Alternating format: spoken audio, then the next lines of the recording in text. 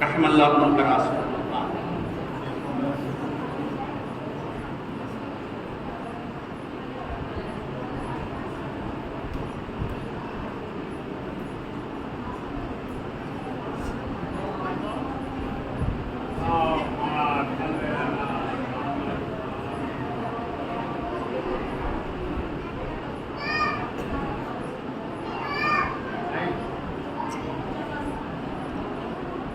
لا حول ولا قوة إلا بالله العلي العظيم.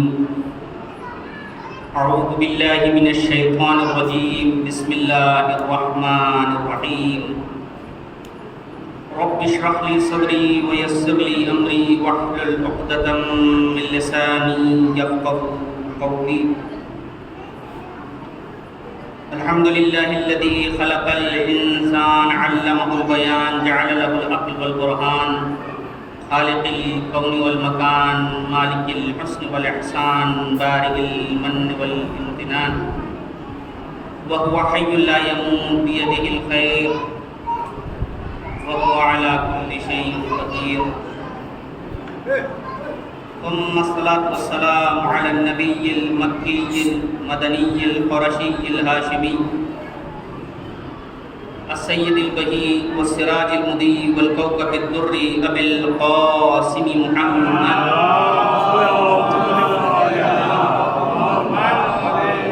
وآله الطيبين الطاهرين المعصومين المنتخبين المنتجبين الغر الميامين الهداة المهديين.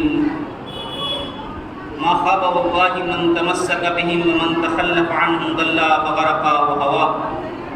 ولعنة الله على أعدائهم أجمعين من يوم ظلمهم إلى يوم الدين. أما بعد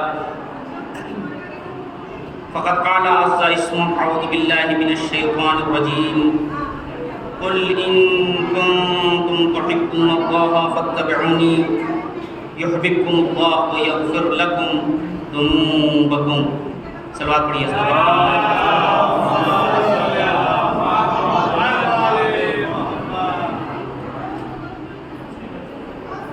اللهم لنا ولا ظالم ظلم حق محمد وآل محمد وآخر تابع له ولا ظالم. اللهم لنصابة التي جاءت الحسين وشايات وبايات وغابت لقتله. السلام على الحسين وعلى علي بن الحسين وعلى أولاد الحسين وعلى أصحاب الحسين الذين بذلوا مهجهم دون الحسين. يا ليتنا كنا معهم فنفوز فوزا عظيما.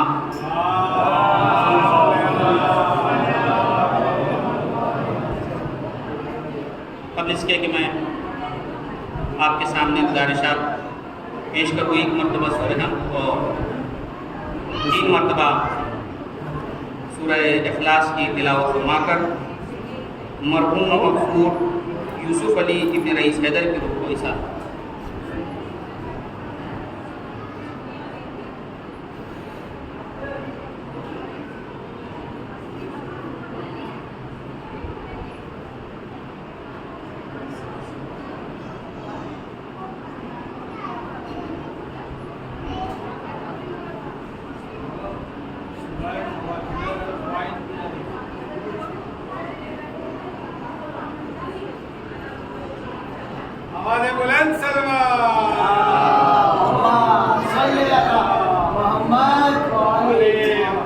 میری گزارش ہے اپنی ماں و بہنوں سے کہ اگر وہ تھوڑا سکوت اختیار کر لیں تو بہتر ہوگا، اس لیے کہ اس مجلس میں خطابت ایک ہی کر سکتا ہے. صلوات بھیجیے حضرت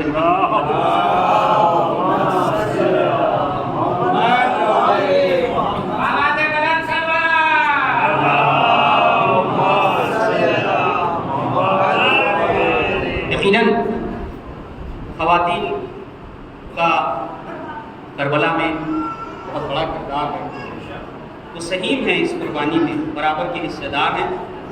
اور یہ جملہ یوں ہی بزرگان نے نہیں کہا کہ اگر ثانیہ زہرا نہ ہوتی تو کربلا میں ختم ہو جاتا۔ تو ہماری مائیں بہنیں سب کنیزان ثانیہ زہرا ہیں، انشاءاللہ میری گزارش کا پاس کریں گے۔ ایک بلند ترین صلوات کا سہارا۔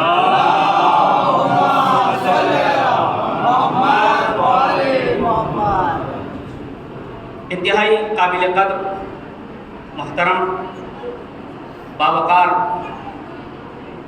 سننے والا یہ مجمع، پہلی دعا یہ ہے کہ اللہ رب العزت آپ سب سے ان مجالس میں شرکت کو قبول فرمائے اور ہم سب کے لیے آخرت میں اس کو ذریعہ نجات قرار۔ میں عرض کر رہا تھا آپ کے سامنے کہ محبت ایک شے ہے،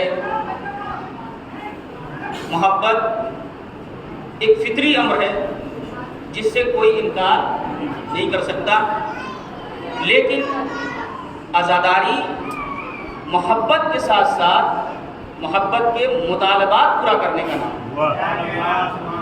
محبت کے اپنے مطالبات ہیں اور یہ مطالبات پورے ہونا ضروری ہیں۔ شب جمعہ ہے، میں نہیں سمجھتا کہ کوئی اس میں ہوگا ایسا کہ جس نے دعائے قمائل یا حدیث کے ساتھ نہ پڑھا۔ شب جمعہ بہترین شب ہے مرحومین کی مغفرت کے لیے۔ ہمارے مرحومین، آپ کے مرحومین، خدا بند متعال ان پہ اپنی رحمت نازل کرے۔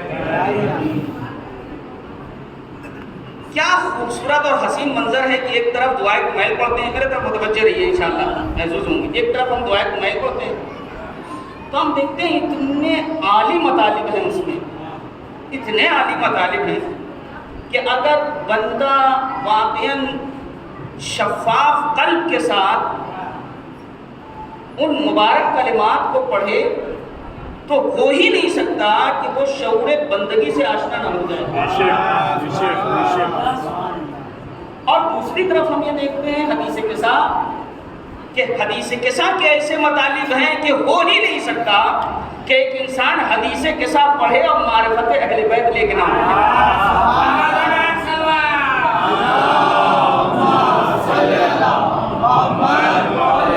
اور اگر دونوں کے مضامین جو عالی مضامین ہیں اگر غور کریں تو اس میں محبت بھی ہے اور محبت کے مطالبات بھی محفوظ ہیں۔ آپ کیا کہتے ہیں؟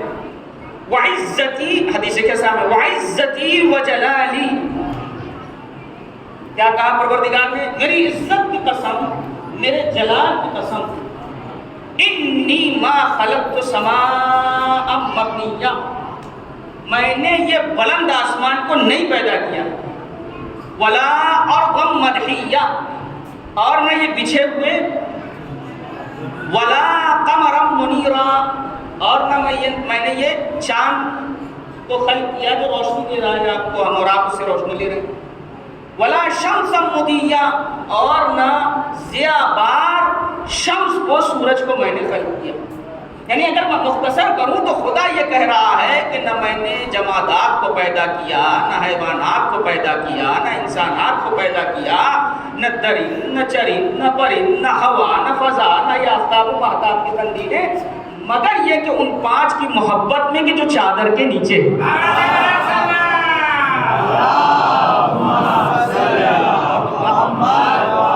مگر ان کی محبت میں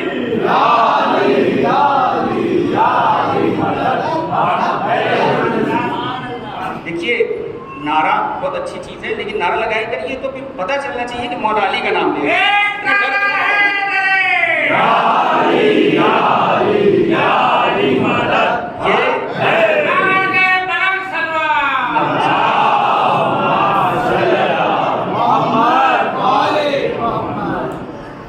ہم شکر گزار ہیں علی ابن ابی طالب کے کہ ہم علی کو مان کے شرمندہ زمان نہیں ہیں،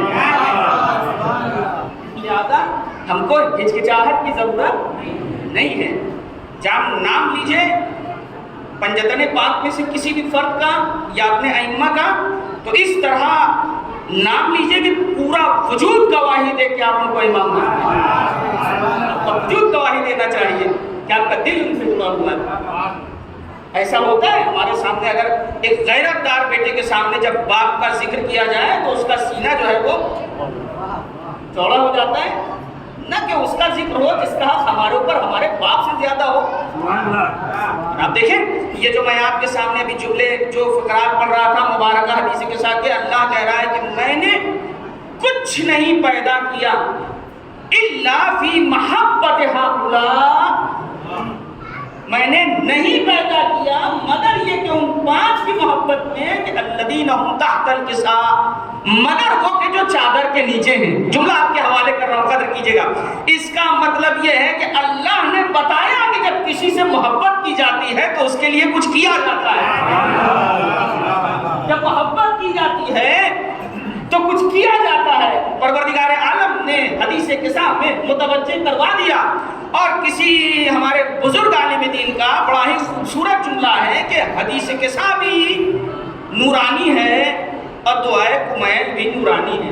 बस एक बुनियादी फर्क ये है कि जब हम दुआए कुमैल पढ़ते हैं तो देखते हैं दुआए कुमैल में अली ने अल्लाह का तारुफ करवाया है, और जब हदीसे के साथ पढ़ते हैं तो हम देखते हैं कि वहां पर अल्लाह ने अली का तारुफ करवाया है। सलावत भेजिए हज़रत मोहम्मद व आले मोहम्मद। और ये इस इतना महबूब है अल्लाह को, इतना महबूब है ये नाम, यानी नाम मौला कायनात अली इब्न अबी तालिब अलैहिस्सलाम।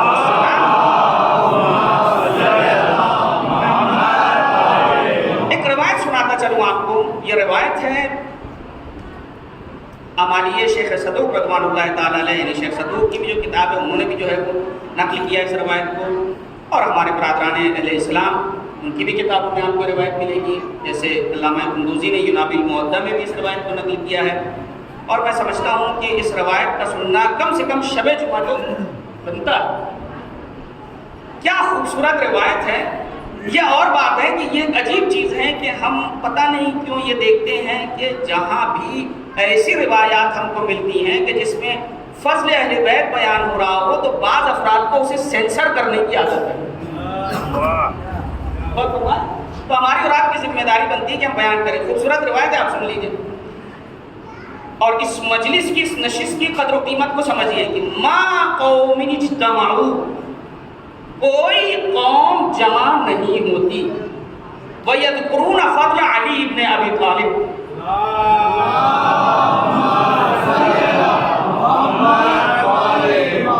कोई कौम भी जमा होकर अली इब्न अबी तालिब का जिक्र नहीं करती, इल्ला हबतत अलैहिम मलाइकतुस समा, मगर ये है कि फरिश्ते आसमान से नाजिल होते हैं। लितहुफ़्फ़ बिहिम, क्यों नाजिल होते हैं? ताकि उस मजमे का तवाफ करें। ये कोई इत्तेफाक तो नहीं है ना। आप देखें कि मुसलमान भी जाके किसी घर का तवाफ करता है तो हम जब देखते हैं तो उसे अली का ज़चा खाना पाते हैं, और फरिश्ते आते हैं वो इस मजमे का तवाफ करते हैं। लितहुफ़्फ़ बिहिम वलम्मा यंतही मजलिस, और जब मजलिस तमाम हो जाती है तो आजतिल मलाइकतु इलस समा, ये फरिश्ते वापस चले जाते हैं आसमान पर। वक़ाल लहुम मलाइकतुल आखरून, यहाँ तक कि दूसरे फरिश्ते जब उनसे मुलाकात करते हैं आपस में बात जब उनकी होती है, कहते कि नहीं ना ताकुन, कहाँ से आ रहे हो, क्यों पूछ रहे हो, वजह क्या है? तो कहते हैं कुन्ना इंदा कौमिन कानू यज़कुरून फ़ज़्ल अली इब्न अबी तालिब, हम ज़मीन पर गए, हमने देखा कि एक कौम थी कि जो अली के फ़ज़ाइलो मनाक़िबो खूबियाँ अच्छाइयाँ बयान कर रही थी। फ़जलसना बैनहुम, हम भी उनके दरमियान बैठ गए। यहाँ तक कि हमसे एक खुशबू मुअल्लक़ हो गई। तो अब वो फरिश्ते कहते हैं कि हमारी जान जिसके कब्ज़े कुदरत में है उसकी कसम, मा शममना अत्यब बिनहा मिन क़ब्ल, हमने ऐसी खुशबू इससे पहले न महसूस जैसे इस वक्त महसूस कर रहे हैं।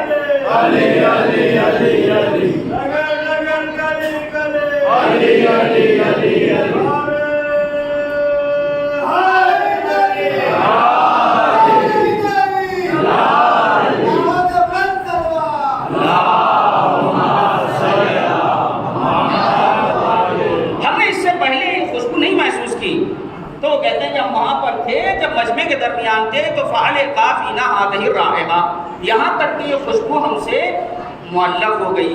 تو اب سنیے وہ فرشتے کیا کہتے ہیں۔ اس ذکر کو جنت کی لالچ میں نہ سنیں۔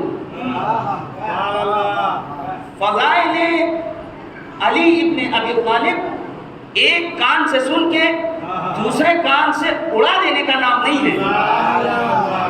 اگر ایسا ہوتا تو پیغمبر اسلام بار بار بارہا جا بجا جگہ جگہ علی کا ذکر کرنے کی بات نہ کرتے۔ پیغمبر امت کو بتانا چاہ رہے تھے کہ میرے بعد اگر کائنات میں کسی کا ذکر تم کو کمال تک لے جا سکتا ہے تو وہ علی کا ذکر ہے۔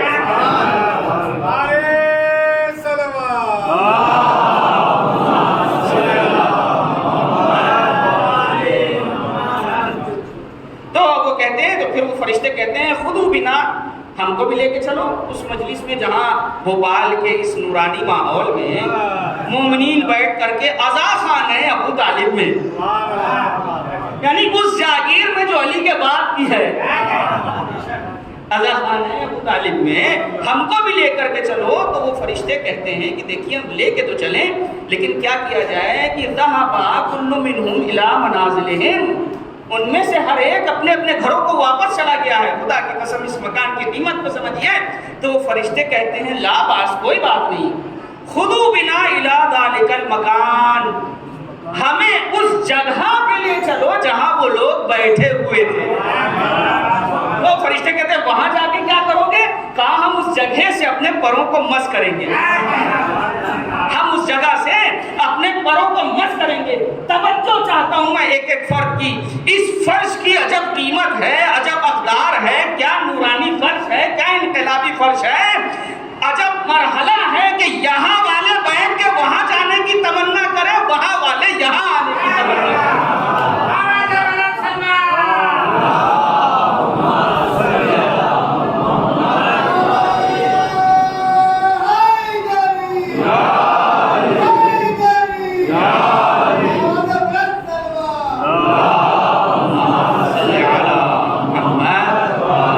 ایک اور صلوات پڑھیے بآواز بلند۔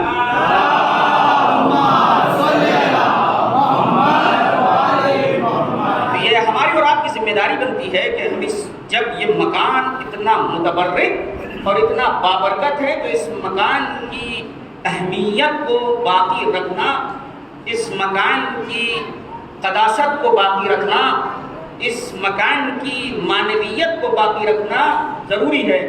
اگر یہ مکان عبادت ہے اس مکان میں تو یہ بات سمجھنا ضروری ہے کہ عبادت قربتاً الی اللہ ہوتی ہے، یعنی علی کا ذکر ہو تو قربتاً الی اللہ ہو۔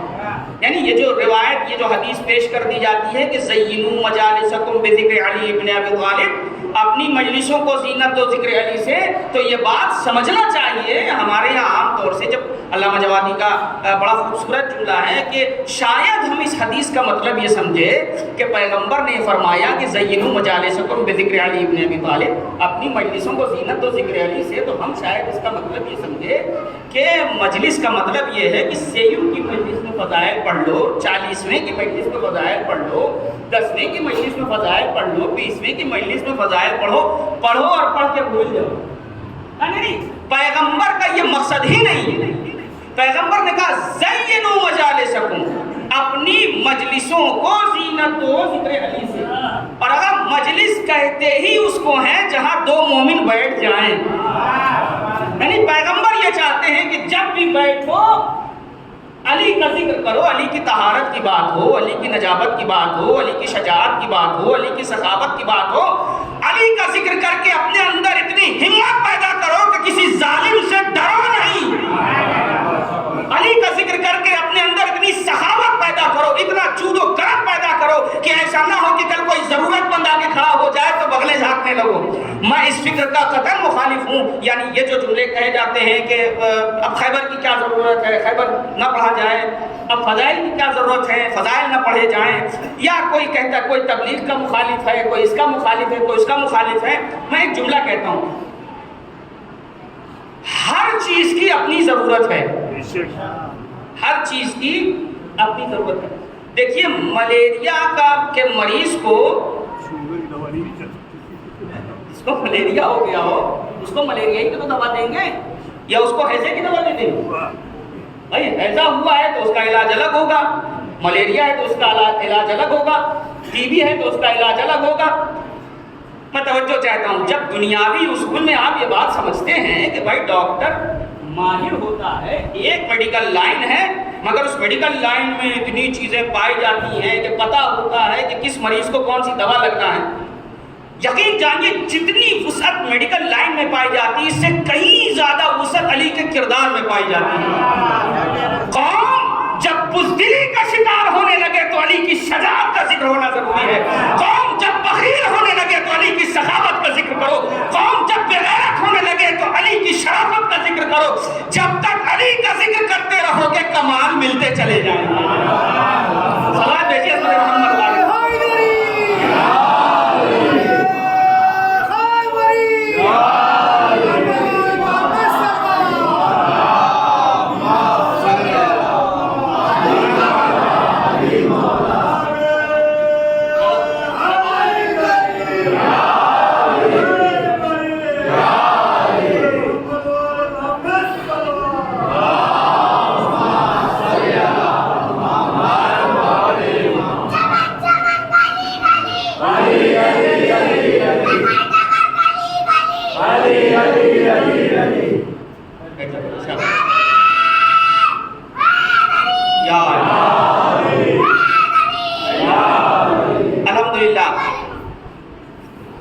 سلوات پڑھیے محمد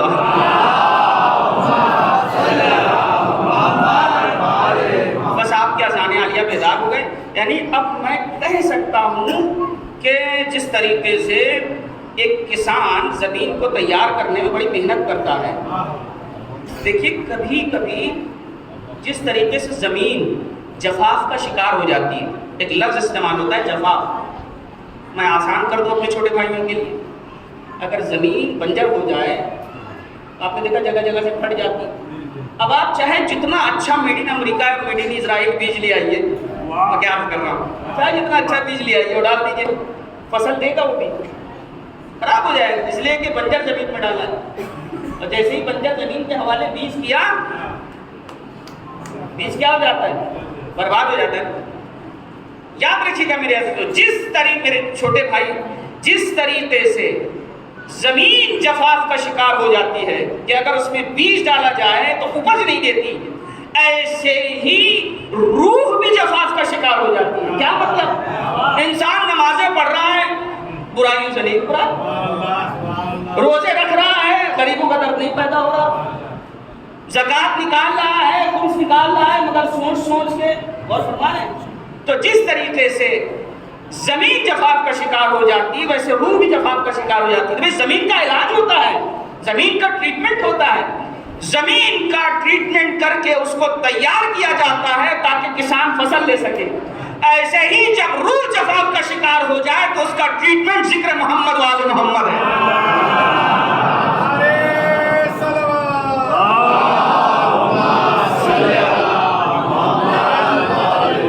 اس کا ٹریٹمنٹ یہی ہے کہ آل محمد کا ذکر کیا جائے تاکہ مومنین کے قلب تیار ہو جائیں باتوں کو سننے کے لیے۔ اب یہاں سے میں ایک مطلب آپ کے سامنے پیش کرنا چاہتا ہوں، چونکہ آج 17 سفر گزری اور آج کی جو تاریخ ہے چونکہ منسوب ہے شہادت امام حضرت علی رضا علیہ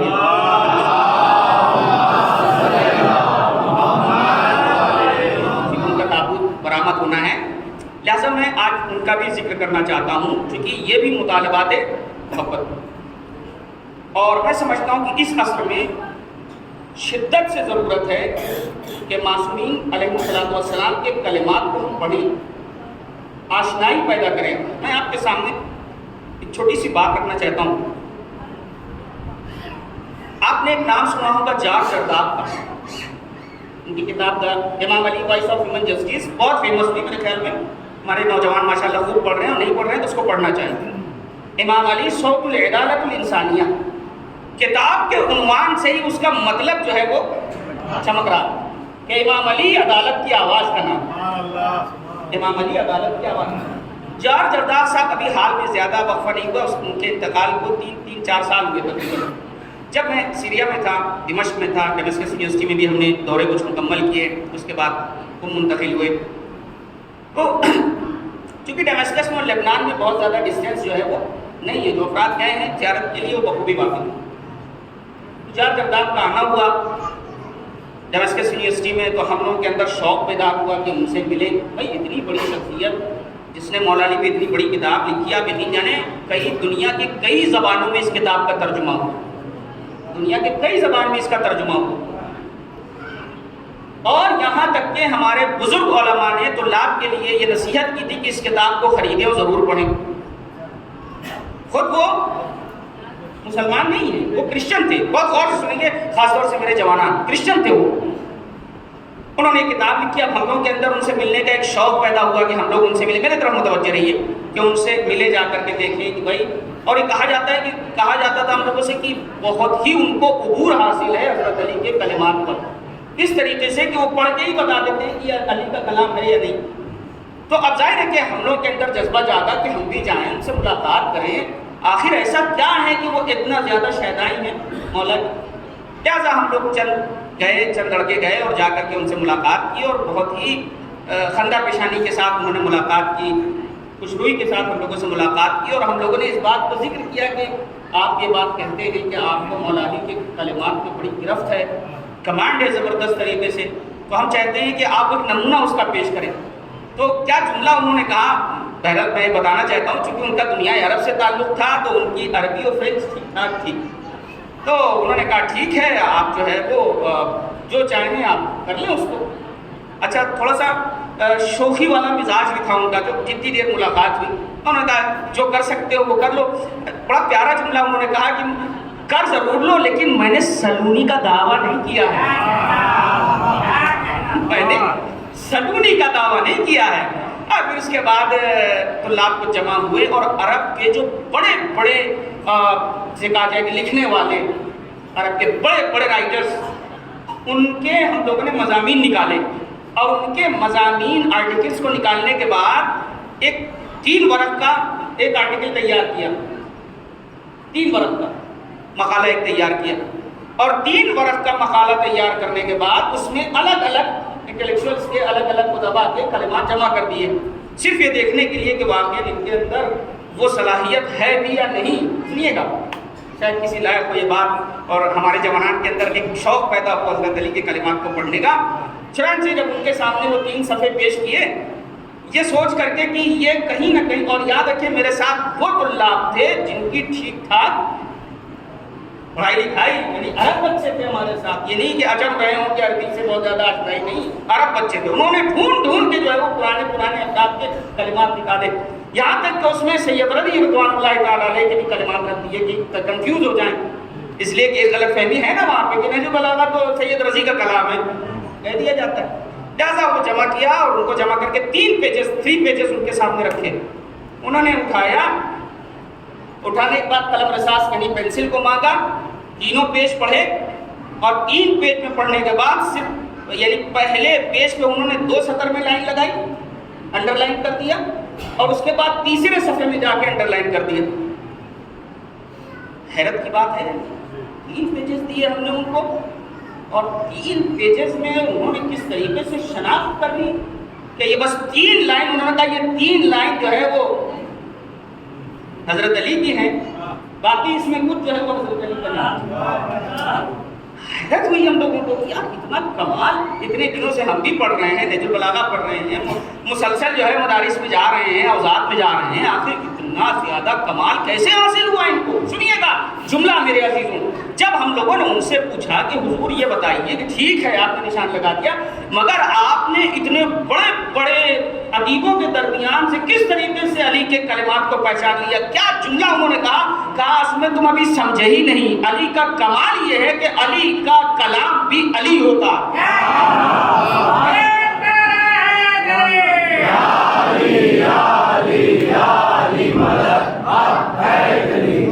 اب ایک سوال اپنے سے بھی کریں اگر آپ کی اجازت. انہوں نے خود بیان کیا کہ میں نے 9 دورے مکمل کیے ہیں نہج البلاغہ. 9 دورے کا مطلب یہ ہے کہ نہج البلاغہ کو شروع سے لے کے آخر تک وضاحت کے ساتھ، جبکہ وہ خود عرب تھے، غور کریے گا، ہم تو عجم سے تعلق رکھتے ہیں نا، وہ خود عرب تھے، اس کے باوجود انہوں نے کہا کہ 9 بار پوری نہج البلاغہ وضاحت کے ساتھ پڑھنے کے بعد بھی مجھے ابھی یہ لگتا ہے کہ زندگی بھر مجھے نہج البلاغہ پڑھنے کی ضرورت ہے۔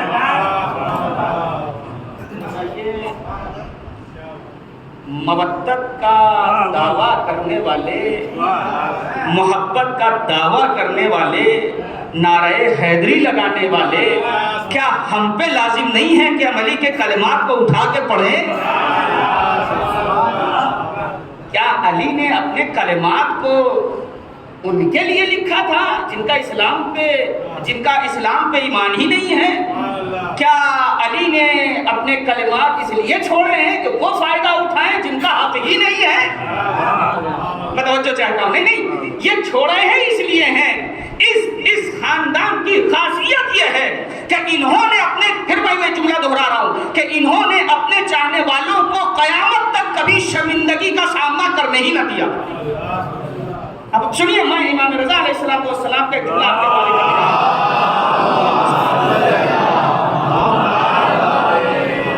سنیے گا میرے عزیزوں، کیا نورانی کلمہ ہے ہمارے اور آپ کے سرکار امام رضا علیہ السلام، محبت اور اس کے مطالبات۔ فرماتے ہیں لا یکون المؤمن مؤمنا، مومن تب تک مومن نہیں ہو سکتا حتی تکون فیہ ثلاث خصال، یہاں تک کہ اس کے اندر 3 چیزیں پائی جائیں۔ اور میری بھی آپ یاد رکھیے گا، وہ بھی علی تھا، یہ بھی علی تھا۔ مومن تب تک مومن نہیں ہو سکتا جب تک اس کے اندر 3 خصلتیں نہ پائی جائیں، 3 چیزیں نہ پائی جائیں۔ میں اپنے جوانان کی توجہ چاہتا ہوں۔ سنت من ربہ وسنت من نبیہ وسنت من ولیہ۔ میں گزارش کروں گا کہ جب کوئی چیز ایسی سنا کریں کہ آپ کو لگے کام کے، اس کو لکھ لیا کریے، بہت کام آئے گا، بہت کام آئے گا۔ میں جان بوجھ کے ٹھہر رہا ہوں یہاں پہ، ابھی اس بات کو پورا کروں گا، نہ سمجھے گا میں بھٹک رہا ہوں۔ اگر آپ لکھنا شروع کر دیں گے تو یہاں بیٹھنے والے محنت شروع کریں گے۔ آپ لکھنا شروع کریں گے تب یہاں پہ بیٹھنے والے محنت شروع کریں گے۔ آپ لکھیے اس چیز کو۔ میں یہ بات، میں نے اکیڈمک ایجوکیشن بھی اپنی کمپلیٹ کی ہے الحمدللہ، تو جو میرے بھائی وہ بیٹھے ہوئے ہیں جو اکیڈمک ایجوکیشن سے جڑے ہوئے ہیں، میں بتانا چاہتا ہوں، چھوٹی سی مثال دوں آپ کے سامنے۔ کچھ عرصے پہلے ایک سیمینار میں میرا جانا ہوا۔ وہ سیمینار تربیت کے حوالے سے رکھا گیا تھا کہ بچوں کی کیسی تربیت کی جائے، بچوں کی تربیت کس طرح کی جائے اس زمانے میں۔ اور یہ ایک ایسا چیلنج ہے جو افراد ابھی بچے رکھتے ہیں ان کے لیے بھی چیلنج ہے، انشاءاللہ جن کے ہوں گے ان کے لیے بھی چیلنج۔ اور ہم سب اپنی آنکھوں سے چیزیں دیکھ رہے ہیں، اس مجمع میں کوئی ایسا نہیں ہوگا جو اس لطیف نکتے کی طرف متوجہ نہ ہو۔ انہوں نے ایک چیز بتائی، میں اپنے محترم مجمع کو خاص طور سے ٹھہر کر کے بہت اطمینان سے یہ چیز بتانا چاہ رہا ہوں کہ ذہنوں میں محفوظ ہو جانی چاہیے بات۔ انہوں نے سیمینار میں آنے کا چارج کتنا لیا؟ 70,000۔ کتنا چارج لیا؟ 70,000 روپے انہوں نے چارج لیا۔ اور انہوں نے آنے کے بعد جو اسپیچ دی، جتنی دیر وہ بولے، اس کا جو اگر میں خلاصہ کروں، میری مائیں بہنیں بھی سنیں اس کو، خلاصہ کر کے میں آپ کو، انہوں نے کہا کہ اپنے بچوں کو اپنے ساتھ نیٹ ورکنگ میں رکھو۔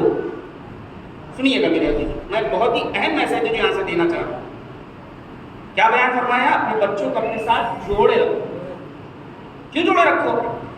انہوں نے جملہ کہا کہ جیسے ہی آپ نے اپنے بچے کو اپنے سے جدا کیا، چاہے ٹیوشن کے نام پہ، اسکول کے نام پہ، کوچنگ کے نام پہ، کھیلنے کے نام پہ، سوئمنگ کے نام پہ، کسی بھی ایکٹیویٹی سے متعلق آپ نے جیسے ہی بچے کو چھوڑا، وہ بچہ دوسری دنیا میں چلا گیا، وہ بچہ گیا دوسری دنیا میں۔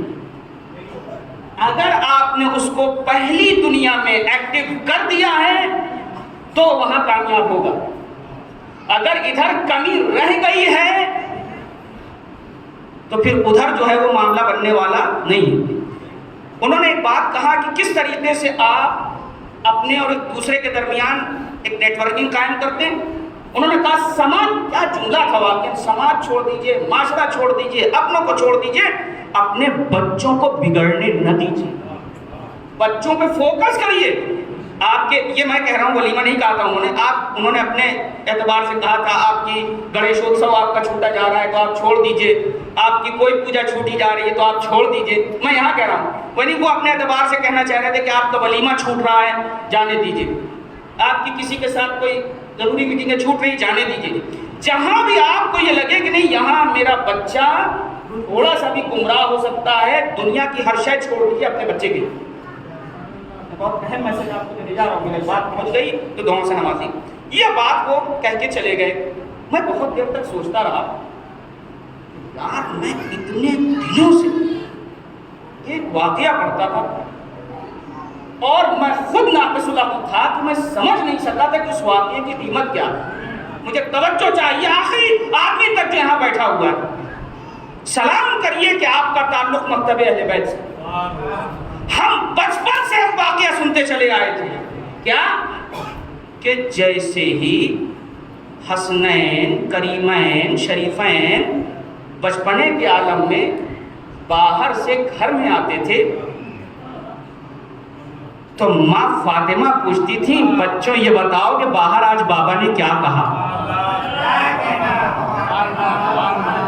مجھے توجہ چاہیے میرے عزیزوں، یہ کلمات بھی فضائل ہی ہیں اگر آپ سمجھ سکے تو۔ کیا پوچھتی تھی شہزادی، بیٹا یہ بتاؤ آج نانا نے کیا بیان کیا، بیٹا یہ بتاؤ آج بابا نے کیا بیان کیا۔ دنیا سمجھی ہی نہیں، سیدہ اپنے گھر میں ایک تربیت دے کر کے بتا رہی تھی قیامت تک کے لیے کہ سوشل نیٹ ورکنگ چاہے جتنی آگے چلی جائے معصوم کی نیٹ ورکنگ سے بڑھ کے نہیں ہو سکتا۔ اور یہ درس دیا کہ بچوں کو اپنے رابطے میں رکھو تاکہ بچے واقعات اگر ہم نے سن کے اور داد و تحسین ساری چیزیں اور بلا دیا، اپنے بچوں کو پکڑ کے رکھیں۔ امام صادق علیہ السلام کا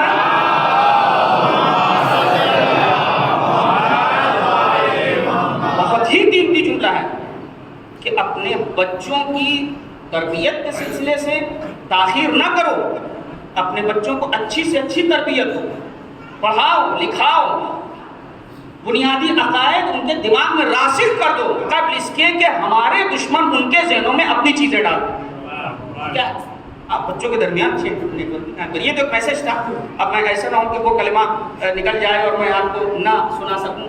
آ رہا ہوں میں اس کلمے کی طرف کہ امام رضا علیہ السلام نے فرمایا کہ مومن تب تک مومن ہو ہی نہیں سکتا جب تک کہ اس کے اندر تین صفات نہ۔ پہلی صفت کیا تھی؟ میں پھر گزارش کر رہا ہوں، میرے جوانان چاہیں تو اس کو لکھ۔ پہلی صفت کیا تھی؟ کہا سنت من ربہ، سنت من نبیہ و سنت من ولیہ۔ تین صفت۔ مومن تب تک مومن نہیں ہو سکتا جب کہ اس کے اندر تین صفتیں نہ ہوں، تین خاصیت نہ ہوں، تین سنتیں نہ ہوں، تین سنت نہ ہوں۔ پہلی سنت کیا ہے؟ کہا پہلی سنت اس کے رب کی اس کے اندر پائی جانی چاہیے۔ وہ کیا ہے؟ فرمایا اما سنت من ربہ فکتمان سرہ۔ کہا اللہ کی سنت یہ ہے کہ مومن کو رازدار ہونا چاہیے، مومن کو رازدار ہونا چاہیے۔ میں پھر کہہ رہا ہوں کہ معصوم کے کلمات میں اتنی جاذبیت پائی جاتی ہے کہ جو بھی شفاف قلب کے ساتھ پڑھے گا وہ ان کا دیوانہ ہو جائے۔ آج کے اس دور میں اس کلمات، یعنی دنیا کے اور مسلک کو ہیں جو علم حاصل کرنے سے روکتے ہیں، لیکن میں اتنا جانتا ہوں کہ مکتب اہل بیت تو کہتا ہے خوب پڑھو، خوب پڑھو، خوب پڑھو، اتنا پڑھو کہ ان کے کلام کے معیار کو سمجھ سکو، ان کے کلام کے معیار کو سمجھ سکو۔ آج کے اس دور میں سب سے بڑی مشکل سوشل میڈیا بہت بڑی نعمت ہے اللہ کی، کوئی دو رائے نہیں اس میں، لا شک کن بلا رہی، لیکن ہر چیز کا اپنا ایک سائیڈ ایفیکٹ بھی ہوتا ہے، نہیں ہوتا ہے؟ ہوتا ہے یا نہیں؟ سوشل میڈیا کا سائیڈ افیکٹ کیا ہوا؟ ہم رازدار نہیں رہے، بردباری ختم ہو گئی، کنسنٹریشن نام کی چیز ختم ہو گئی۔ پہلے باقاعدہ طور سے ٹریننگ دی جاتی تھی کہ دھیان کیسے کیندرت کیا جاتا ہے، سوشل میڈیا کھا گئی اس چیز کو۔ کوئی اچھی چیز آئی داد بالکل مت دیجیے، محفوظ کر لیجیے بس میری بات، کوئی اچھی چیز موبائل میں آئی، 12 گروپ کے ساتھ اگر انسان ایڈ ہے، تھڑا تھڑا ان کو پھینکا، ان کو بھیجا، ان کو بھیجا، ان کو بھیجا، ان کو بھیجا، ایسا ہے۔ کیا ہم یہ سوچتے ہیں کہ یہ چیز بھیجنے کے لائق ہے یا نہیں؟ ایسا تو نہیں ہے کہ اس کلپ سے کسی برادر مومن کی عزت تار ہو رہی ہے؟ ایسا تو نہیں ہے کہ اس سے مراجع کرام کی توہین ہو رہی ہے؟ اور ایسی چیزیں کہ سن کے حیرت ہوتی ہے کہ ایک نامور خطیب اسپیچ دے رہا ہے کہ یزید کی دشمنی لا الہ الا اللہ سے نہیں تھی، یزید کی دشمنی محمد رسول اللہ سے نہیں تھی، یزید کی دشمنی علی ولی اللہ سے تھی۔ بھائی تم نے علی ولی اللہ کو الگ ہی کر دیا، اور لوگ اس کو لگائیں بھیج رہے ہیں، دیکھیے کیا بات کہہ دی، ہاں واقعی یزید کی دشمنی تو علی ولی اللہ کے ساتھ تھی۔ ارے اتنی مدت سے پڑھا جا رہا ہے، یزید بے وقوف نہیں تھا، شرابی تھا مگر بے وقوف نہیں تھا، سمجھیے گا میری بات۔ اس نے ممبر سے آ کے اٹیک نماز و روزے پہ نہیں کیا، اس نے اٹیک وحی پر کیا۔ لعب بنو ہاشم بالملک فلا خبر جاء ولا وحی نزل، نہ کوئی وحی آئی اور نہ کوئی خبر آئی، یہ ڈھونگ تھا، نعوذ باللہ، خاتم بتائے گا ڈھونگ تھا۔ کیوں؟ آج یزید نے وحی کا انکار اس لیے کیا کہ یزید جانتا تھا وحی ختم ہو گئی تو سب ختم ہو جائے۔ اگر وحی کا سلسلہ نہ رہ گیا تو کہے کا نبی اور کہے کا امام، کہے کا نبی اور کہے کا امام۔ آقا یہ ہو ہی نہیں سکتا کہ ایک انسان کہے کہ میں لا الہ الا اللہ کا طرفدار ہوں، محمد رسول اللہ کا طرفدار ہوں، علی ولی اللہ کا طرفدار نہیں ہوں۔ آپ ہی نہیں سمجھ سکے کہ جس کو بھی علی ولی اللہ نہیں سمجھ میں آتا وہ حقیقت میں لا الہ الا اللہ سمجھا ہی نہیں۔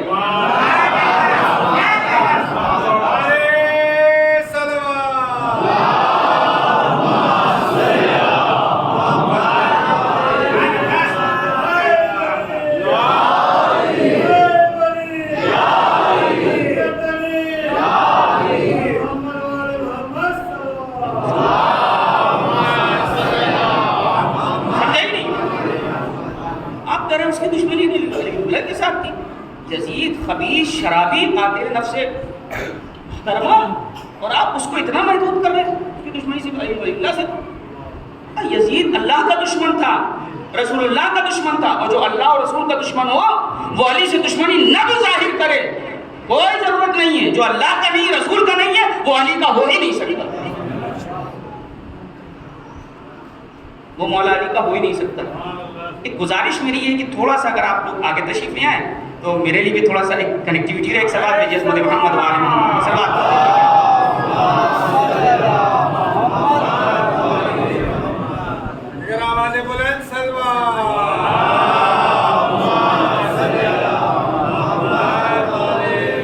ایک اور سوال پڑھیے۔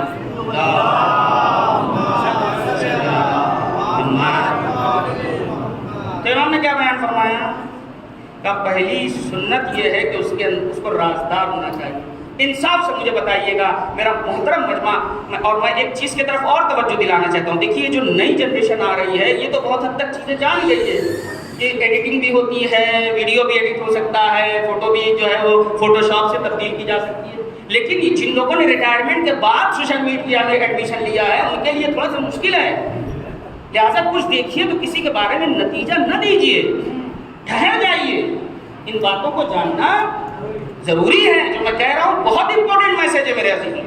جیسے ہی کوئی چیز آئی 12 گروپ میں تھے اور تھوڑا تھوڑا ہم نے جو ہے اس کو بھیج دیا، سب نہ آگے دیکھا نہ پیچھے دیکھا، تو بھیجے رہو، جیسے لگ رہا ہے رسول اللہ نے کہا بھیجو گے تو جنت ملے گی، بھیجو سب۔ جبکہ ایک مومن کی خاصیت کیا ہونا چاہیے کہ پہلی چیز اگر اچھی آ رہی ہے تو اسے پہلی فکر ہونا چاہیے کہ پہلے میں عمل کروں تب آگے بڑھوں، پہلے میں عمل کروں تب اس کو آگے بڑھوں. لیکن اب رازداری نہیں بچی، راز نہیں، افشاء راز کرتے ہیں، حتیٰ کہ اسرار محمد علیہ السلام کو نااہلوں کے درمیان بیان کر دیتے ہیں، جس بنیاد پر جو ہے وہ بہت ساری تنازعات اور فسادات شامل ہیں. تو پہلی سنت کیا بیان کی؟ چونکہ وقت بھی ہو رہا ہے لہٰذا میں وقت کا بھی خیال کروں. پہلی سنت یہ بیان کی کہ اس کو مومن کو رازدار ہونا چاہیے، اپنے اندر بردباری پیدا کی، اپنے اندر بردباری پیدا کی. دوسری سنت رسول اللہ وہ کیا ہے مومن کے اندر ہونی چاہیے؟ وَأَمَّا سُنَّةٌ مِّن رَّسُولِهِ أَوْ نَبِيِّهِ مُدَارَاتُ النَّاسِ، لوگوں کے ساتھ اچھے سے پیش آنا، لوگوں سے اچھے سے پیش مدارات کرنا. اب ہمارے ایک لفظ استعمال ہوتا ہے نا خاطر مدارات کرنا، وہ مدارات یا اس میں یہی مدارات، لوگوں کے ساتھ اچھے سے پیش آنا. اور جبکہ آدمی میجورٹی میں مائنورٹی ہو تو ذمہ داریاں اور زیادہ بڑھ جاتی ہیں. جب وہ راس المنافقین عبداللہ ابن ابی السلول، دیکھیے میں اگر تفصیلات میں جاؤں گا تو بڑا وقت لگ جائے گا، مختصراً میں آپ کو بتا رہا ہوں کہ راس المنافقین جو تھا جس کے لیے سورہ منافقون آئی، اس کے نفاق کے اوپر کوئی اختلاف نہیں ہے کہ بہت بڑا پکا منافق تھا، یہ پکا والا منافق. یہاں تک کہ اس چکر میں لگا تھا کہ کسی صورت میں نبی کو مدینے سے نکال دیا. اور اس نے چونکہ انصار و مہاجر کے درمیان ایک خاتون تھی، وہ انہوں نے کچھ ان کے ساتھ کچھ ظلم ہوا تو انہوں نے چلانا شروع کر دیا کہ اے گروہ انصار، دیکھو تمہاری خاتون کو کس طریقے سے ذلیل کیا جا رہا ہے اور ساتھ کس طریقے سے یہ ہمیں ذلیل کر رہے ہیں، رسوا کر رہے ہیں. ایک تو ہم نے ان کو پناہ دی، ان کو یہاں کھانا دیا، کپڑا دیا، اور اوپر سے آ کر کے یہ ہمارا حق غصب کر رہے ہیں. تو اس کو بھنا لیا فوراً راس المنافقین نے، اور جو ہے یہ کہا، اس نے کچھ کلمات استعمال کیے کہ یہ تو اذلہ فی الارض تھے، اپنی زمین میں ذلیل تھے، اور یہ یہاں آ گئے. اور یہ اس طریقے سے کہا یہاں تک کہ جناب جلیل القدر صحابی جناب زید بن ارقم نے سن لیا. جیسے ہی سنا فوراً جا کر کے جو ہے وہ بتایا کہ اے اللہ کے رسول ایسا ایسا وہ کہہ رہے ہیں. اللہ کے رسول نے لوگوں کو بلایا، لوگوں نے کہا ہو ہی نہیں سکتا، ارے تو بڑا عابد و زاہد آدمی ہے. منافق ایسے ہی دھوکہ دیتے ہیں، بڑا عابد و زاہد آدمی ہے، کہاں آپ بات کر رہے ہو، یہ کہہ نہیں سکتا. اب جناب زید بن ارقم نے کہا پروردگار اس وقت یا میں نے سنا ہے یا تم نے سنا ہے، میری عزت بچا لی. بس فوراً قرآن مجید کیا، چونکہ اس نے کیا کہا تھا، ذلیل کا لفظ استعمال کیا تھا. فوراً قرآن مجید کیا ہے کہ وَلِلَّهِ الْعِزَّةُ وَلِرَسُولِهِ وَلِلْمُؤْمِنِينَ، عزت تو اللہ کے لیے ہے، اللہ کے رسول کے لیے ہے، اور مومنین کے لیے. جیسے ہی آیت نازل ہوئی فوراً رسول اللہ نے خبر دی کہ ایسی آیت ہے، وہ آیت راس المنافقین کے بارے میں ہے. اب جیسے ہی سنا فوراً بیٹے کی آنکھوں میں خون اتر آیا، اور اس نے کہا کہ اللہ کے رسول آپ مجھے اجازت دیجیے کہ میں ابھی اس کے سر و کر میں جدائی کر دوں، کوئی اور کرے گا تو میں برداشت نہ کر پاؤں گا، میں بیٹا ہوں میں کروں گا، مجھے نہیں برداشت. آپ کی توہین کی ہو. رسول نے فرمایا خبردار تم ایسا نہیں کرو گے، تم بیٹے ہو وہ تمہارا باپ، تم بیٹے ہو تمہارا باپ. اور میں ایک جملہ کہنا چاہتا ہوں، کاش ہمارے بھائیوں نے مغلوں سے زیادہ رسول سے دل لگایا ہو. صلوات پہ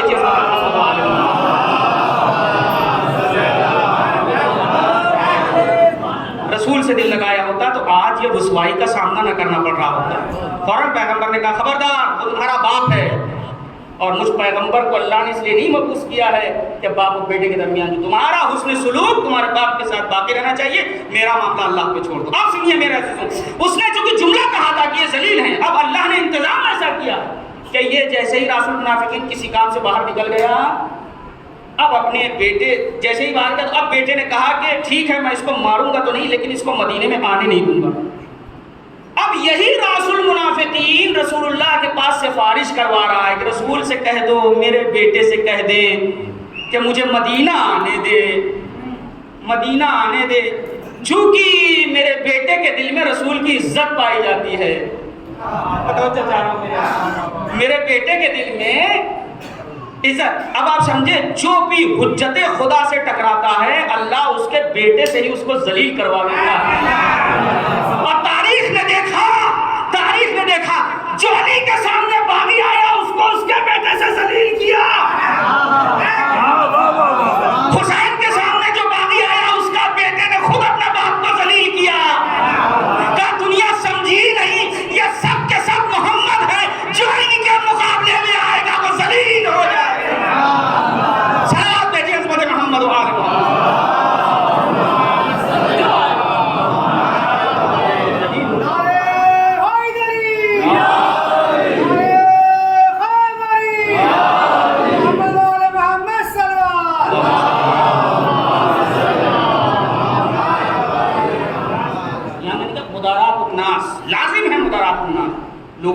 خوشروئی سے ملنا، یہ چوری، یہ رشوت خوری، یہ جھوٹ بولنا، یہ کٹیا مارنا، اس سے آپ دوسروں کو اپنے دین کی طرف بلائیں گے؟ کون سا دین کی، کس دین کی ہم تبلیغ کر رہے ہیں؟ Actions speaks louder than words, ایک مشہور مسئلہ ہے کہ انسان کا عمل اس کے الفاظ سے زیادہ جو ہے وہ اثر کرتا ہے۔ رسول نے فرمایا کونوا دعاۃ للناس بغیر السنتکم، لوگوں کے درمیان اس طرح رہو کہ تمہیں زبان سے کہنا نہ پڑے کہ تم ہمارے ہو، عمل گواہی دینا چاہیے۔ اور جو اہل ذوق یہاں ہیں، بعض لوگ بڑے بڑے محکمے سے جڑے ہوں گے، دیکھا ہوگا انہوں نے سادات شیعہ نے امیر المومنین معروف تھے اس چیز کے لیے، اب کا تو میں نہیں بتا سکتا، لیکن بہرحال معروف تھے، نہیں بھائی اگر وہ ہے تو وہ رشوت بھائی ان کیا نہیں چلے گی سارا معاملہ۔ اب تو یہ ہے کہ اوپر کا بھی چلے گا اور نیچے کا بھی چلے گا۔ صلوات بھیجیے عظمت محمد نہیں میرے عزیز، یہ قطعی نہج اہل بیت علیہ السلام نہیں، چاہے میجورٹی میں ہو یا مائنورٹی میں ہو۔ خیانت کی اجازت مکتب اہل بیت میں چلنے والے کو بالکل بھی نہیں ہے۔ تو دوسری میں نے چیز بتا دی مدارات الناس، لوگوں کے درمیان اچھے سے پیش آنا۔ اور تیسری صفت ہونی چاہیے الصبر فی یعنی سنت من ولیہ، اللہ کے ولی کی سنت مومن کے اندر ہونی چاہیے۔ وہ کیا؟ الصبر فی البأساء والضراء، کہ شدید عالم میں صبر سے کام لیں، صبر و حوصلہ ہونا چاہیے۔ آپ ورک کر رہے ہیں، کام کریے، آپ اپنے کام کے ذمہ دار ہیں، نتیجہ اللہ کے ہاتھ میں ہے۔ ہر انسان اگر یہی سوچنے لگے کہ ہم نے جو عمل کیا وہ ابھی مل جائے، بھائی اس دنیا کے بعد بھی کوئی دنیا ہے۔ ما تفعلوه من خیر یعلمہ اللہ، تم جو بھی اچھا کام کرتے ہو اللہ دیکھ رہا ہے۔ اگر مومن یہ سوچ رہا ہے نا کہ میرے ساتھ ہمیشہ زندگی میں سب کچھ اچھا ہی اچھا رہے، تو ایسا تو امیر المومنین کے ساتھ نہ ہوا۔ صلوات بھیجیے عظمت محمد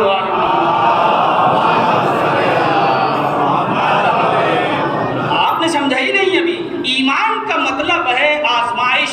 ام حسب الناس ان یقولوا آمنا وهم لا یفتنون، کیا صاحبان ایمان یہ سوچتے ہیں کہ ہم کہیں گے ہم ایمان لے آئے اور ہم ان سے آزمائش نہیں لیں گے؟ قطعی نہیں۔ علی کے ماننے والے ہو تو آزمائش کے لیے تیار ہو، نیک عمل کرو، نتیجہ خدا کے ہاتھ میں، نتیجہ اللہ کے ہاتھ میں۔ اور پھر ہم ایسے امام کے ماننے والے ہیں جس کی عین عین اللہ ہے، جس کی آنکھیں اللہ کی آنکھیں ہیں، اللہ امام کی آنکھ سے اس طرح سے عین اللہ کا مطلب سمجھیں گے، ہم جو کام کر رہے ہیں ہمارے امام کو دیکھ کر، اگر ہمارے اندر اخلاص ہے تو اس کا اجر ملے گا۔ اور جب کام کریں تو آدمی اس بات پر بھائی یہ ایفرٹ لگا کہ کیا ملا ہم کو، ہمارے والدین اتنی محنت کرتے رہے، ان کو کیا ملا؟ ان کو کیا ملا؟ پال پوس کے سماج کو ایک شریف انسان دیا، اس سے بڑی خدمت اور کیا ہو سکتی ہے؟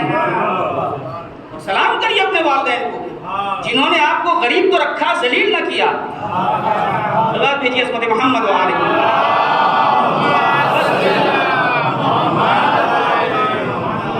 تو یہ تین چیزیں جو امام نے بیان کی یہ ہمارے اندر ہونا چاہیے۔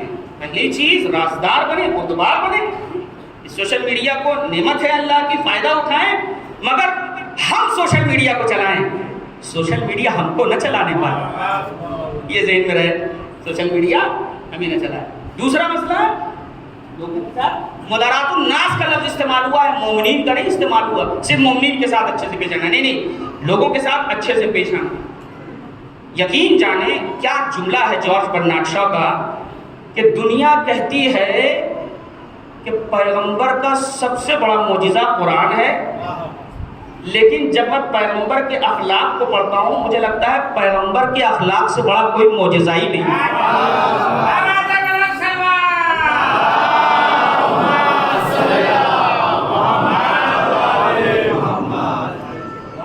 صلوات بھیجیے عظمت محمد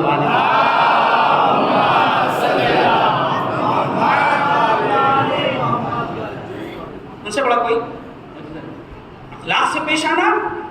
اور تیسری چیز جب کام کریں تو حوصلہ، محنت کریں، اجر اللہ کے ہاتھ میں، جو آپ کا اجر امام زمانہ کے ذریعے آپ تک پہنچے گا۔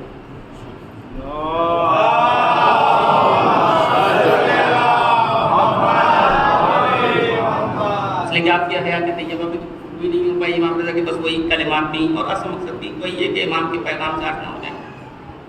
آپ کی عمر مبارک 55 سال، 50-55 سال، علی اختلاف الروایات، 148 ہجری میں آپ کی ولادت کا سعادت ہے اور 203 ہجری میں آپ کی سعادت، اور اس درمیان بڑے واقعات دنیا نے دیکھے۔ واقعی دنیا نے آپ کے 50-55 سال میں جو کرامات دیکھی، عجیب و غریب کرامات، اور میں سمجھتا ہوں کہ کرامات صرف سننے کے لیے نہیں ہے، غور کرنے کے لیے۔ لوگوں نے نہ جانے کیا کیا لکھا۔ دیکھیں کہ امام نے جو یہ ایک بہت اہم چونکہ مسئلہ ہے ولی عہدی کا، ہمارے اور آپ کے آج امام کے ساتھ ولی عہدی کا مسئلہ جو ہے وہ بہت امپورٹنٹ، غور کریے گا میرے حضرت، کہ امام نے ولی عہدی کو قبول کر لیا۔ لکھنے والوں نے لکھا کہ دیکھا کتنی محبت کرتے تھے عباسی خلفاء، یعنی حضرت مامون کتنی محبت کرتے تھے امام حضرت امین کتنی محبت کرتے تھے، حضرت اتنا حضرت لگا دیا کہ حضرت کی قیمت ہی ختم ہو گئی، کتنی محبت کرتے تھے کہ ان کو جو ہے ولی عہد بنا دیا۔ دنیا سمجھی نہیں، علی کا بیٹا علی تھا، علی کا بیٹا علی تھا۔ اگلا خامنہئی کی کتاب ہے 250 سالہ انسان۔ میں گزارش کروں گا، اور شاید اس سے پہلے مجھ سے پہلے آپ ماشاءاللہ خدا سلامت رکھے ہمارے مسکین علی بھائی کو کہ وہ بلاتے ہیں آپ کے سامنے، علماء آتے ہیں، گفتگو کرتے ہیں، کسی نے آپ کو متوجہ بھی کیا ہوگا، میں بھی کہہ رہا ہوں اس کتاب کو ضرور پڑھیں۔ 250 سالہ انسان، یعنی آیت اللہ خامنہئی نے کتاب کا عنوان رکھا ہے 250 سالہ انسان۔ کتاب کا نام کیا ہے؟ 250 سالہ انسان کتاب کا نام۔ اور میں نے کہا نا کتاب کا عنوان ہی بتا دیتا ہے کہ کتاب میں کیا ہے۔ اس 250 سالہ انسان کا مطلب یہ ہے کہ آپ نے تمام معصومین کی زندگانی کو قلم بند کیا۔ ایک تو ہوتا ہے ہم پانی ظاہر میں دیکھ رہے ہیں، لیکن ایک جو فزکس کا اسٹوڈنٹ ہے، فزکس کیمسٹری وغیرہ کا جو PCM اسٹوڈنٹ ہے، وہ پانی کو پانی نہیں دیکھتا، پھر وہ دیکھتا ہے تو دیکھتا ہے یہ H2O ہے، یہ H2O ہے۔ اسی طریقے سے فقیہ اور مجتہد جب دیکھتا ہے تو اس کا نظریہ ہی اور ہوتا ہے۔ تو آپ نے 250 سالہ انسان یہ کیوں رکھا؟ یعنی انہوں نے تمام ائمہ کی زندگانی کو ایک انسان بنا کے پیش کیا، یعنی سبجیکٹ اور پریڈیکیٹ میں کوئی فرق نہیں ہے، جو اول کا ہے وہی آخر کا ہے، ایک۔ اور یہی وجہ دیکھیے جب محمد بن عیسیٰ آئے تھے اور محمد بن عیسیٰ نے خواب میں دیکھا کہ سرکار رسالت پاک ہمارے شہر میں آئے ہیں، مسجد میں تشریف فرما ہے، اور وہ گئے اور انہوں نے دیکھا کہ سامنے دست رکھا ہوا ہے، کہا یا رسول اللہ آپ مجھے کچھ دے دیجئے۔ پیغمبر نے ایک مشت اٹھایا اور کھجوریں ان کی طرف بڑھا دی، اور جو انہوں نے شمار کی تو اس میں 18 نکلی۔ تو جب انہوں نے جو تعبیر خواب بیان کرنے والے تھے جب ان سے بیان کیا تو کہا تمہاری 18 سال زندگی بچی ہے۔ یہاں تک کہ صبح ان کو خبر لگی کہ امام رضا آئے، امام رضا کی خدمت میں گئے تو دیکھا اسی شان سے ہمارا آپ کا امام بیٹھا ہے جیسے رسول بیٹھتے ہیں، اسی شان سے بیٹھا ہوا ہے، اور سامنے طبق کھجور رکھا ہے۔ فوراً بڑھ گئے، مولا کچھ عنایت فرما دیجئے۔ مولا نے بھی اسی انداز سے ہاتھ ڈالا اور ایک مشت نکالا اور نکال کے عنایت کر دیا۔ اب جو اس نے گنا تو کہا 18، کہا مولا زد نہیں تھوڑا سا دے دیجئے، کہا فرمایا اگر میرے جد میں زیادہ دیا ہوتا تو میں بھی دے دیتا، اگر میرے جد میں زیادہ دیا ہوتا تو میں بھی زیادہ دیتا۔ گویا متوجہ کر دیا کہ پہچانو تمہارے خواب اور ہیں، ہم اور ہیں، ہم یہ چاہتے ہیں کہ تم ہم کو پہچانو۔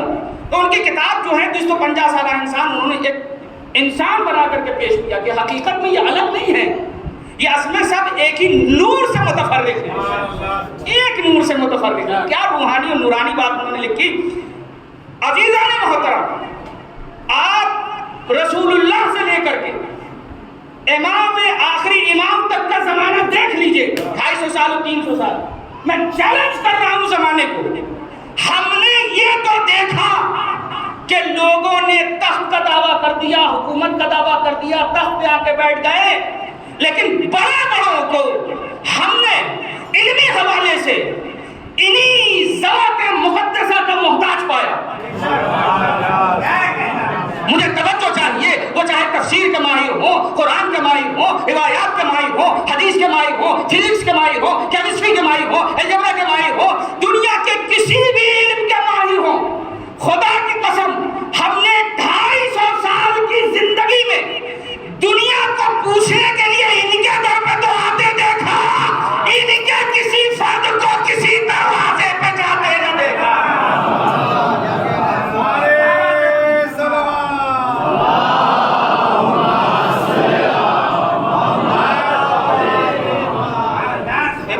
زندگی کو پڑھنا چاہیے.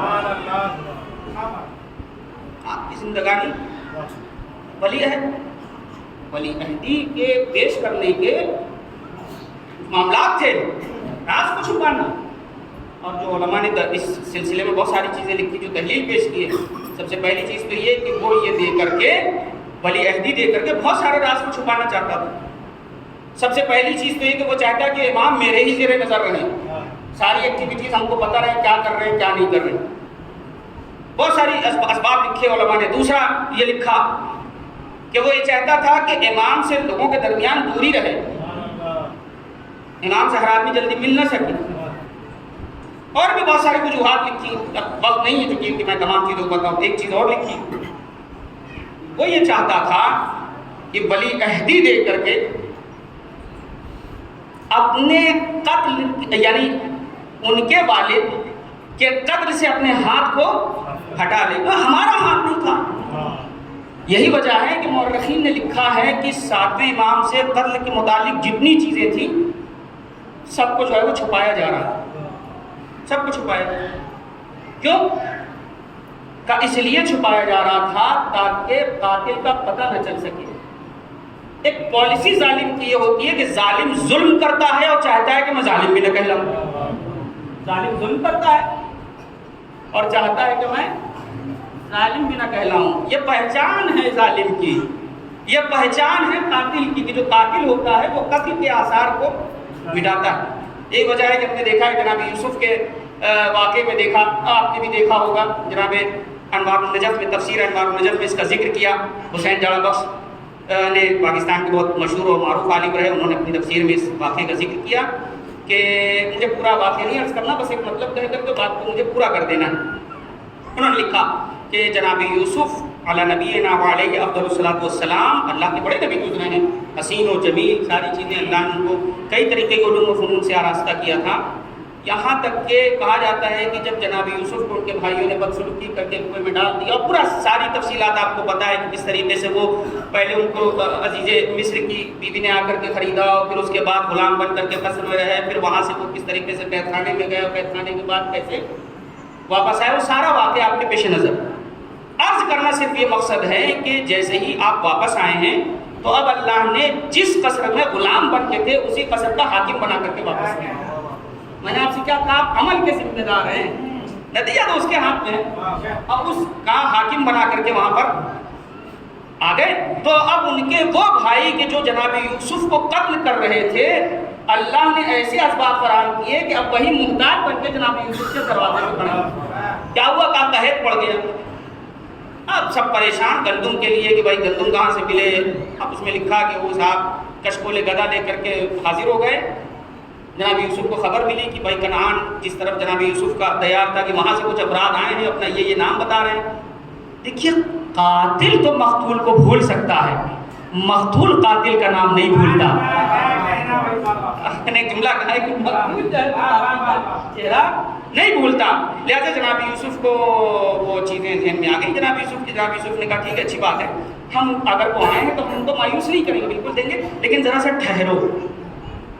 نقاش کو بلایا کہ بھائی نقاش کو بلایا جائے. نقاش آئے. کیا کام ہے؟ کہا یہ جو کمرہ ہے اس کمرے میں جو میں کہہ رہا ہوں وہ نقش ابھارو. ٹھیک ہے، اگر جیسا آپ کا حکم ہو. تو کہا کہ ایک کنواں بناؤ، ایک بچہ بناؤ، ان کے بھائیوں کو بناؤ.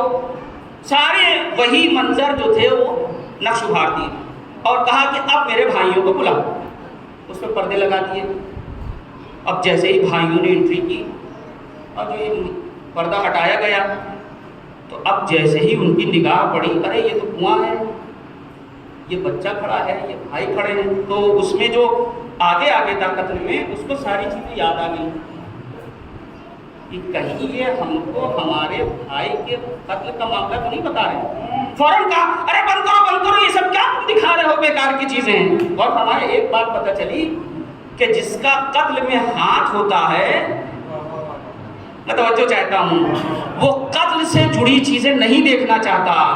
اب اگر جوان تابوت اٹھائیں، علم اٹھائیں، زلجنا نکالیں اور کوئی کہے کہ ہمیں اچھا نہیں لگتا تو سمجھ لیجیے ہو نہ ہو اس کا ہاتھ قتل حسین میں ہے.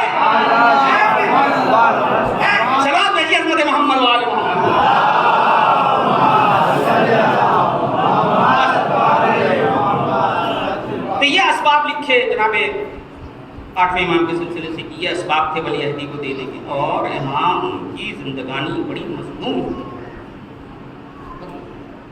یہ تو ظاہر میں ہم اور آپ پڑھتے ہیں کہ ولی عہد رہے امام، لیکن جب زندگانی پڑھیں گے تو آپ کو ملے گا کہ جتنا مظلوم پہلا علی تھا، تقریباً آپ پائیں گے کہ امام علی رضا بھی اتنے ہی مظلوم۔ 55 سال کی زندگی، کیا کیا ظلم برداشت کیے، بتانے کی ضرورت نہیں ہے۔ برہم مجمع مسلسل مجلسوں میں شرکت کرتا ہے، کیونکہ جو مجلس کے منتظم ہیں انہوں نے خاص طور سے ابھی میرے منتظم میں آ کر کے مجھے کہا کہ اگر ممکن ہو تو کچھ مسائل، حالانکہ تعبد چونکہ جناب امام رضا کا اٹھنا ہے، لیکن انہوں نے کہا جناب علی اکبر کے حوالے سے تو ٹھیک ہے، میں ان کے خواہش کا احترام کرتے ہوئے چلتے جناب علی اکبر کے حوالے سے آپ کو سلام ہو ہمارا امام رضا۔ اتنے مسائل اٹھائے گئے 8ویں امام، اتنی مصیبتیں اٹھائی گئیں، لیکن ہم نے یہ دیکھا کہ جب امام کے سامنے امام کے ایک صحابی ریان بن شبیب آتے ہیں تو امام کیا خواہش کرتے ہیں؟ یا ابن شبیب ان کنت باکیا لشیء فابکی للحسین فإنہ ذبح کما یذبح الکبش۔ اے شبیب کے بیٹے، اگر تمہیں کبھی کسی پہ رونا آئے تو میرے جد کو یاد کر کے رو۔ کیوں؟ کہا میرے جد کو رلا رلا کے قتل کیا گیا۔ اس طریقے سے قتل کیا گیا حسین کو جیسے زمانے جاہلیت کے جانور کو ذبح کیا۔ اجرکم علی اللہ۔ خواہش ہے امام کی کہ کربلا والوں کے مسائل بیان، اور حسین کی خواہش ہے کہ اکبر کا ذکر۔ اللہ کسی کو وہ داغ نہ دکھائے جو حسین نے کربلا میں دیکھا۔ معصوم سے پوچھا گیا ایک باپ کے لیے فخر کا مقام کا، ایک باپ کے لیے فخر کا مقام تب ہے کہ جب اس کا بیٹا اس کا پیچھے پیچھے چل رہا ہو۔ ایک بوڑھے باپ کے لیے مصیبت کا مقام کہا جب اپنے جوان کو کاندھا دے رہا ہو۔ جن کے والدین سلامت ہیں خدا ان کو سلامت رکھے، تادیر سلامت رکھے۔ جن کے والدین اس دنیا میں نہیں ہیں پروردگار ان کے والدین کو، ان کے والدین پر مغفرت نازل کرے، رحمتیں نازل۔ جناب علی اکبر 18 برس کا سن ہے، ہم شکل پیغمبر ہیں۔ کلما اشتقنا الیک، اے نانا جب بھی ہم آپ کے مشتاق ہوتے تھے، نظرنا الیک، تو ہم علی اکبر کو دیکھ لیتے تھے، ہمارا شوق زیارت پورا ہو جاتا تھا۔ اور بیٹا بھی ایسا بیٹا، اتنا مطیع و فرما بردار بیٹا کہ جب امام حسین نے کربلا کا واقعہ بیان کیا تو ایک ہی سوال کیا، بابا اولسنا علی الحق او علی الحق، کیا ہم حق کے ساتھ نہیں ہیں؟ تو فرمایا بیٹا اگر ہم حق پہ نہیں ہوں گے تو کون ہوگا؟ تو فرمایا اگر ہم حق پر ہیں تو لا ابالی بھی ہوں، تو اب میں موت سے نہیں ڈرتا، چاہے موت ہم پہ پڑ جائے یا ہم موت پہ جا کے۔ ایسا جوان ایک مرثیہ اور رونے کے لیے کافی ہوتا ہے، تک مسائل نہیں پڑھ پاتا، ایک جملہ کہ حسین نے ہر شہید کو رخصت کیا ہے، تو کچھ ایسا موقع رہا ہے کہ جس کو پڑھنے کے بعد دل کانپ اٹھتا ہے۔ جب جناب علی اکبر کو رخصت کر رہے ہیں تو ایک جملہ کہا، میرے لال جب تک تمہارا میرا سامنا رہے پلٹ پلٹ کے دیکھتے رہنا۔ حسین نے جب رخصت کیا کہا بیٹا پلٹ پلٹ کے دیکھتے رہنا۔ اب جناب علی اکبر کچھ قدم آگے بڑھتے ہیں، کیا محسوس کرتے ہیں؟ جیسے کوئی پیچھے پیچھے آ رہا ہے۔ اب جو علی اکبر نے مڑ کے دیکھا تو کیا دیکھا؟ بوڑھا باپ پیچھے پیچھے آ رہا ہے۔ فرمایا بابا آپ تو مجھے رخصت کر چکے، یہ میرے پیچھے پیچھے کیوں آ رہے ہیں؟ جملہ کہا ہے، میرے لال کاش کہ تم صاحب اولاد ہوتے ہیں، اے میرے لخت جگر کاش کہ تم صاحب اولاد ہوتے۔ حسین کا یہ جملہ تاریخ کے دامن میں محفوظ ہو گیا۔ ہاں زدارو اور بعد مقاتل نے لکھا کہ جب جناب علی اکبر مقتل میں گئے ہیں اور آپ نے شجاعانہ انداز میں جنگ کی، دادا علی کی یاد دلا دی، تو واپس آئے ہیں جب اور آنے کے بعد ایک جملہ کہا، بابا اگر ایک گھونٹ پانی مل جائے تو دادا علی کی جنگ یاد دلا دوں گا۔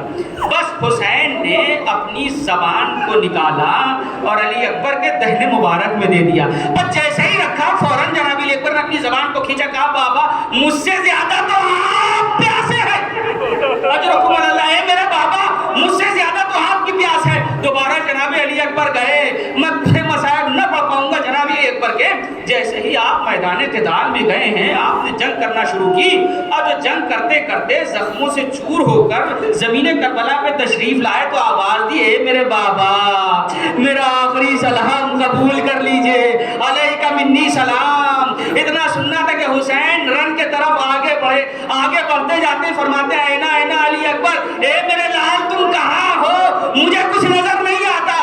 اب جو مقتل میں پہنچے تو کیا دیکھا، خدا کسی باپ کو وہ منظر نہ دکھائے جو حسین نے مقتل میں دیکھا، اتنا خوبصورت بیٹا، ہم شکل پیغمبر بیٹا، ارے عرض کربلا پر ایڑیا رگڑ رہا ہے، اے میرے لال کیا بات ہے؟ کہا بابا سینے میں برچھی کی ہڈی ٹوٹ گئی ہے، اے میرے بابا بہت تکلیف ہے۔ وہ اتنا سننا تھا، حسین نے اپنے گھٹنوں کو توڑا، عجب نہیں کہ نجف کے طرف رک کر کے کہا ہو، اے دادا علی آئیے، اے دادا ابراہیم آئیے، دیکھیے اسماعیل کے گلے پہ خنجر چلانا آپ کا کام تھا، اتنے خوبصورت بیٹے کے جگر سے برسی کھینچنا یہ حسین کا کمال ہے، جرکم اللہ۔ ادھر حسین نے برسی کھینچی، اب ارباب عجیب جملہ لکھا ہے شیخ عباس قمی نے، جب جملہ لکھتے ہیں شیخ عباس قمی کہ حسین اپنے بیٹے سے پوچھتے ہیں، اے میرے لال کچھ کہنا چاہتے ہو؟ کہا بابا جب بھی آپ میرے بزم میں آتے تھے تو میں احترام میں کھڑا ہو جاتا تھا، اے بابا آج اتنی تکلیف میں ہوں کہ آپ میرے سرحانے موجود ہیں، یہ بیٹا آپ کا احترام میں کھڑا نہیں ہو سکتا۔ اجرکم اللہ، اجرکم اللہ، اگر تابوت نہ برآمد ہونا ہوتا تو شاید میں مسائل یہاں تمام کر دیتا، مگر چند جملے مظلومیت امام علی رضا کے بھی سن لیجئے اور اس کے بعد میں مجلس کو تمام کر رہا ہوں۔ ہاں عزادار ہوں، کیوں نہ کربلا والوں کے مسائب بیان ہوں، جب خود امام رضا خواہش کرتے ہوں کہ میرے کربلا والوں کے مسائب بیان کرو، میرے جد کا ذکر کرو۔ بعض ارباب مقاتل نے لکھا کہ بہت بڑے شاعر حضرت دیوبند خزاعی آئے ہیں 8ویں امام کی خدمت میں، آپ مرگ میں قیام پذیر تھے، آئے اور آنے کے بعد کہنے لگے، مولا اے میرے سید و سردار، اے شاہ خراسان، میں نے آپ کے لیے قصیدہ کہا، تو فرمایا انشد لی، سناؤ مجھے کیا قصیدہ کہا ہے۔ جناب دیوبند خزاعی نے ایک قصیدہ سنایا، جب قصیدہ سن چکے، اے مرثیہ پڑھنے والوں، نوحہ پڑھنے والوں، خدا تم کو سلامت رکھے، کیا جملہ کہا ہے ہمارے اوراق کے امام نے، مرحباً بناصرنا، اے دیوبند تمہارا خوشا نصیب کہ تم ہمارے مدد کرنے والے ہو۔ یہ آپ جو مرثیہ پڑھتے ہیں، یہ سوزخانی کرتے ہیں، یہ سینہ زنی کرتے ہیں، یہ نوحہ خوانی کرتے ہیں، یہ در حقیقت نصرت ہے امام حسین کی۔ دیوبند سے خواہش کی کہ اے دیوبند کیا تم نے میرے جد حسین کے لیے کچھ کہا ہے؟ تو فوراً جناب دیوبند نے کہا ہاں میرے مولا، میں نے آپ کے جد حسین کے لیے بھی مرثیہ کہا، اتنا سننا تھا۔ فوراً جناب امام رضا کہتے ہیں دیوبند جلدی سے سناؤ، میرا دل بے قرار ہے، میں تم سے اپنے جد کا مرثیہ سننا چاہتا ہوں۔ جناب دیوبند خزاعی نے مرثیہ پڑھنا شروع کیا، فاطم لو خلت الحسین مجدلا لقد مات عطشانا بشط الفرات، اے فاطمہ آپ کربلا میں ہوتی تو کیسے دیکھتی کہ کس طریقے سے حسین زخموں سے چور ہو کر زمین کربلا پہ تشریف لایا۔ میں ایک جملہ کہوں گا، اے دیوبند یہ تمہاری معرفت تھی، مگر فاطمہ اس منظر کو دیکھ رہی تھی جب فاطمہ کا غریب ارے گھوڑے سے زخمی ہو کر زمین پر تشریف لایا تھا۔ اجرکم اللہ۔ جیسے ہی جناب دیوبند نے اپنا مرثیہ پورا کیا، فوراً امام قریب آئے اور آنے کے بعد کہا دیوبند یہ لو میرے طرف سے انعام۔ فوراً دیوبند نے کہا مولا میں نے اس کے لیے مرثیہ نہیں کہا تھا، اس کو واپس لے لیجئے۔ دیوبند نے کہا، فوراً امام نے کہا نہیں اس کو بھی رکھ لو، میں تمہاری جنت کا بھی ضامن ہوں۔ ایک جملہ جناب دیوبند نے کہا، مولا اگر ممکن ہو تو اپنا ایک لباس دے دیجئے، مولا اگر ممکن ہو تو اپنا ایک کرتا ایک پیراہن دے دیجئے، ایک پیراہن دے دیجئے۔ غریب رضا نے، امام رضا نے پیراہن جناب دیبل کے حوالے کر دیا اور ایک خواہش کی، اے دیبل کیا ممکن ہے کہ اس میں ایک مصرع اور بڑھا دو؟ کہا مولا کیا مصرع؟ کہا وَقَبْرٌ بِتُوسٍ یا لَهَا مِن مُصِیبَةٍ، اے فاطمہ کربلا میں جب آنا تو توس میں بھی آنا، آپ کا ایک غریب بیٹا توس میں بھی دفن ہوگا۔